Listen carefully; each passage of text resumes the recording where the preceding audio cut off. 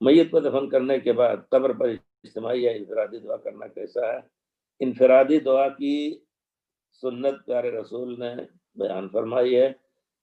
صحابی دفن ہو گئے تو پیارے رسول نے فرمایا اسألوا لأخیکم التثبیت فإنہ الآن یسأل. اپنے بھائی کے ثابت قدم رہنے کے لیے دعا کرو، اللہ تعالیٰ سے ثابت قدمی طلب کرو اس کے لیے، کیونکہ ابھی اس سے سوال کیا جائے گا. یعنی ابھی جب نکل جائیں گے تو فرشتے آئیں گے اور اس سے من ربک ما دینک من نبیک کا سوال کریں گے. تو انفرادی دعا. اجتماعی دعا کبھی ایسا اگر ہے کوئی شخص دعا کر رہا ہے اور سب آمین کر رہے ہیں تو اس طرح کی عام چیزیں عمومی طور پر تو جائز کہا جائے گا، لیکن ایسے موقع پر اس چیز کا ایجاد صحیح نہیں ہے. ہر ایک ان کے لیے اپنے دل میں انفرادی طور پر دعا کرے، یہی صحیح ہے. اجتماعی دعا کی شرعیت سنت میں نہیں ہے اس قبر کے اوپر.